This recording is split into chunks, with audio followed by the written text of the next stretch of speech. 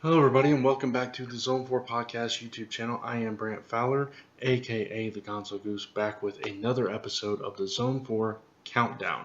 This is for books that came out on January 21st, 2015, and I read 18 books this week, so counting from 18 to 1. And I will say before I even get started that this week I didn't really dislike any books. I enjoyed pretty much everything I read. This is just the order that I like them in, I guess. So I will try to keep it brief and not keep you guys too long with so many books. I'm not going to spend a whole lot of time on every book. And if you watch the Comic Frontline live show, you already know what my top 5 are anyway. If you have not, of course, I'll get to those at the end. So starting right off with number 18, we have the New 52 Futures in number 38. This was the least enjoyable book of the entire lot, just because it was I don't know, it was like wrapping up different storylines. You had 50 Sue and she sends Cole Grifter away to march with the Penguins or whatever, and you had Shazam in his little story. It was just little fragments of these stories going forward, and Batman Beyond with Tim fighting this Joker Batman mashup thing. It was okay. It wasn't a terrible issue, but it wasn't that great either, so that's why it comes in at number 18. Coming in at number 17 is Captain America and the Mighty Avengers number 4. Now, this is the end of this whole Axis effect on Captain America, where he was acting completely out of character. So we're finally done with this. So this was just kind of a filler, kind of a resolution issue where they're transitioning from that story to the next. You're setting up some things with Luke Cage going forward with Quantrill, and Captain America Falcon is convinced by Rambo Spectrum to say, hey, I'm a good guy. Hey, I'm Captain America, and I have to believe in myself. And it was a little bit cheesy. It was still good. Really nice artwork in this issue. But oh, by the way, New 52 Futures In, I gave a 3. This one I also give I'll give it a 3.25. All right, so next up we have Star Trek and Planet of the Apes number 2 coming in at number 16. This is a 2 of 6, I believe. The crossover between Boom Studios and IDW. I really enjoyed the first issue. This issue wasn't quite as good as the first one, so that's why it gets just a little bit lower this time. But it was still a good issue. It was kind of the Star Trek crew filling things out, and they meet Colonel Taylor. Is it Taylor? And who's trying to convince them to take war to the apes, and they're like, no, we can't interfere with any world's natural progress and all this stuff. So it was that kind of lead up. It was kind of a lead up issue. There wasn't a whole lot that happened. So this one I'll also give a 3.25. All right, so coming up at 15 is Wolverines number 3, and the reason this one's so high is because it was actually an enjoyable story. The reason it's so low is because it had absolutely nothing to do with any of the story that we've seen so far. Basically, 2 characters I've never heard of. I don't even remember their names off the top of my head.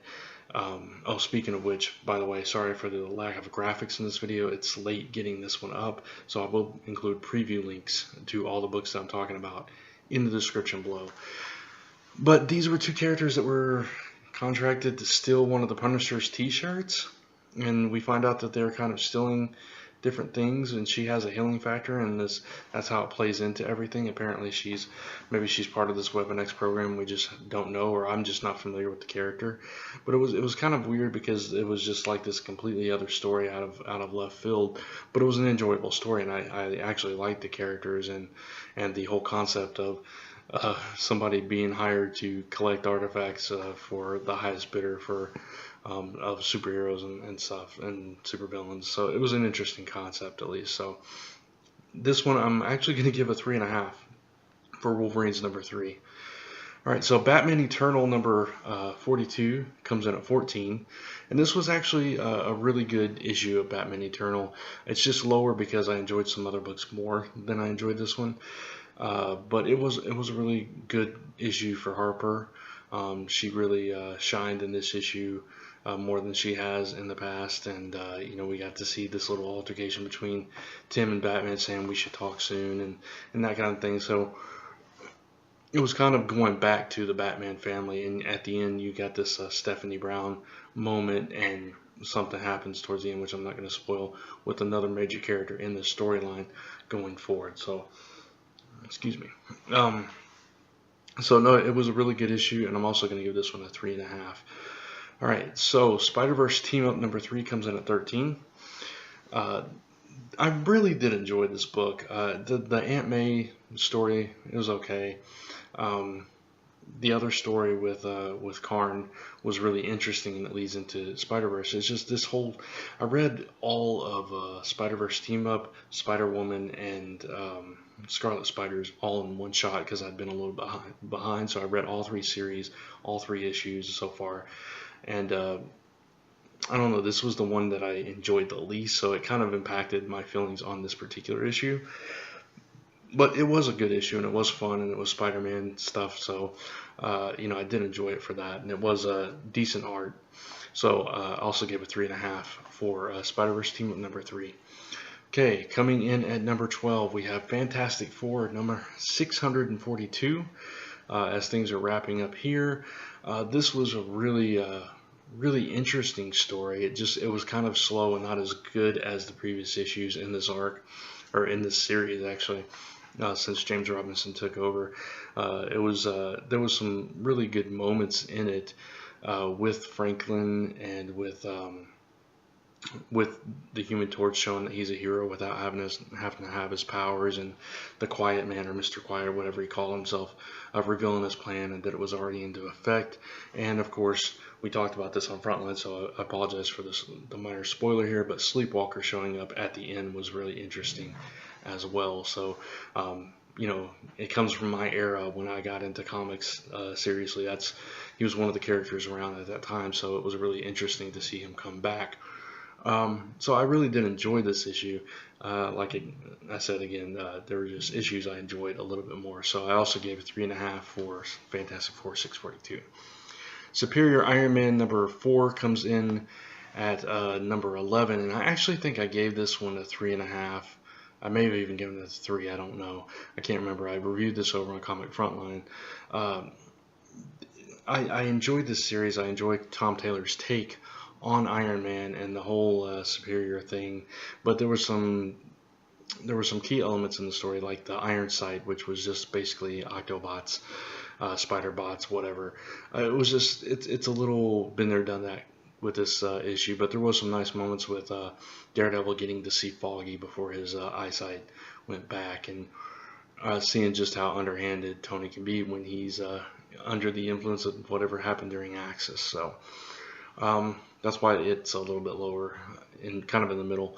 So Justice League number 38 comes in at number 10. I had not been following this particular arc, and honestly, I mean, it was a fantastically illustrated book, and the story was pretty good too. I mean, the dialogue was really tight and really descriptive. You could follow what had been going on in the story previously.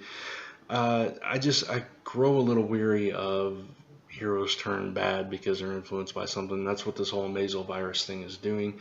But now it's like giving this a little twist on it, though. It's giving like non-powered people powers and taking powers away from others, and then they break down and die at the end or whatever, and they're trying to prevent this. So it's an interesting concept. Batman has these powers right now, and it was interesting to see Batman with superpowers. So that's why it makes top 10, I guess. And I'll give this one a 3 3/4 stars. Scarlet Spiders number 3 comes in at number 9 for me. It gets points for being a Scarlet Spider issue or series. An issue. The Ben Reilly death was, or supposed death, we saw nobody, was enough to merit it in the top 10. The art here in this book, in this series, I'm just not a fan of. So it gets lower marks because of that. Otherwise, it may have been higher on my list, but there were a couple other cheesy moments here and there with the dialogue with Kane and stuff that I thought was a little bit overdone. But still, I really enjoyed the issue. So Scarlet Spiders #3 gets a 3 3/4 stars from me as well. Guardians of the Galaxy #23 comes in at #8, and this was a really good issue. It was just really rushed and brought to the point. There was so much dialogue in this issue that I almost wanted to take more points away just because of the dialogue. But being a Spider-Man fan, it was very interesting to learn about the symbiotes and where they come from and what their true nature is, and see this kind of rebirth of Flash Thompson as this character, and as we're leading into Black Vortex, what's to come with that, which I am actually intrigued by. So it was interesting to see this whole origin story play out, and the art was pretty decent as well. So that's why this one ranks up at #8, and it gets a 3 3/4 stars as well. I just couldn't quite give it a 4 because of the rush and the dialogue. All New X-Men #35, also a 3 3/4 star book, I will say. I really did enjoy this story, though. We got to see the Ultimate X-Men come into play with all this, and they're lost back in the Ultimate Universe, back in time.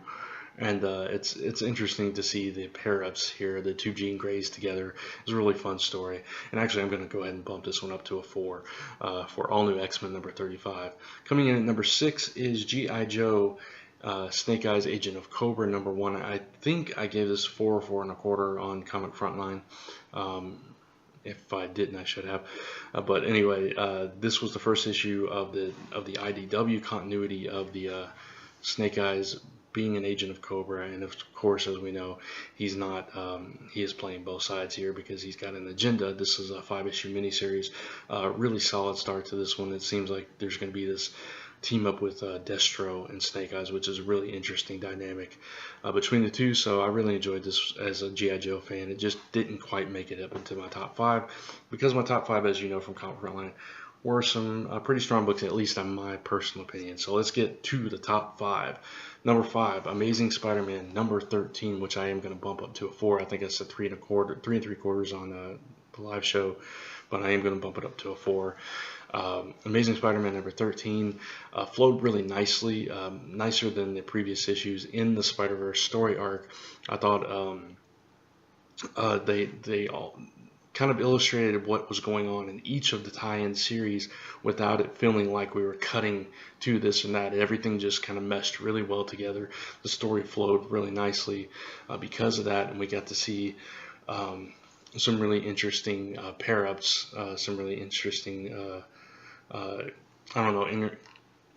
interaction between like Gwen and Silk, and between Spider UK and Spider India and stuff like that. The only negative part for me was the whole Uncle Ben story. It kind of took precedence throughout the issue, and I felt like it was a little bit overdone. It was a little bit too much. It was a little bit, I don't know. I didn't care for that particular thread in this issue, and that's why it ranked a little bit lower, but it's still at #5 and still a 4-star book. So coming in at #4 is Green Lantern's New Guardians #38, and the reason this one gets so high for me, and it does get a 4-star as well, is because it was an enjoyable book for me. Kyle Rayner is my favorite Green Lantern character, and his book has been languishing. It's not been very good, and finally we get an issue that is really good, fantastic art, really good story, really touching story between Kyle and Carol, trying to figure out exactly what their relationship is, what they mean to each other, and all the while they have to go off and fight this threat that is a major threat to them. And it was just a fun emotional issue for me, and I really enjoyed it. So that's why it ranks at #4. Coming in at #3 is Galaxy Quest The Journey Continues #1 from IDW. This picks up a few years after the movie Galaxy Quest takes place, but they do go back and flashback and kind of recap the end of that movie for you so you're caught up.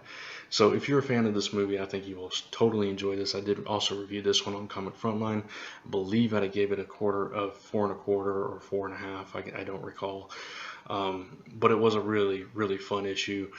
The art was really good. My only nitpicks, there was a couple of, there was one inconsistency, there was a typo, and there was the character likenesses aren't really on, but if you can get past those minor nitpicks, you can really enjoy a really good story that really does harken back to the movie. So that's why it lands at number 3. Number 2 is Wonder Woman, number 38. I personally am loving the new creative team on Wonder Woman. I could not stand the Azzarello run. It just was not my thing. And I couldn't wait for it to be over. And now we have a fresh new take, an interesting story with the Wonder Woman where she is now taking over the duties of God of War, and she's learning exactly what that means for her, how it's impacting her life, and you know, she's learning that she can't quite juggle between the Justice League and the Amazons, and her duties now as the God of War and all this stuff. And it's just, even though she doesn't feel like it's too much, everybody else around her does. And there's an uprising, and of course we get Donna Troy popping up here again. So leading into some interesting stuff going forward, and the art was absolutely gorgeous in this book. So that's why this one ranks up here, and it gets a 4.5. And Spider-Woman number 3 comes in at number 1 on this week's countdown, because I just really I love the character of Spider-Woman, Jessica Drew. She's she's a favorite of mine since Bendis brought her back in the new Avengers and all that. I've been a fan of the character, and just her wit, her personality. This was a fun book. It had a lot of humorous moments in it. It had her even poking fun at herself for not being as good a spy as she usually is, and she's having to infiltrate the whole Inheritors family and find some kind of way to defeat them. And it was just interesting to see her on the run and stumbling through trying to impersonate the other Jessica Drew and all this stuff. And just like I said, fantastic art. Love this part of the Spider-Verse story. I love her character, and this was just this hit all notes for me. It also gets a 4.5. So that's why it lands at number 1 for me this week. So that's the Zone 4 countdown for books on January 21st, 2015. Thanks for checking it out. Hope you guys enjoyed it. Please leave me a comment below. Let me know what you thought about my picks and what your top books were for the week. And if you have not done so, please subscribe to the channel. More content will be coming to this channel very soon. The Zone 4 podcast returns next week.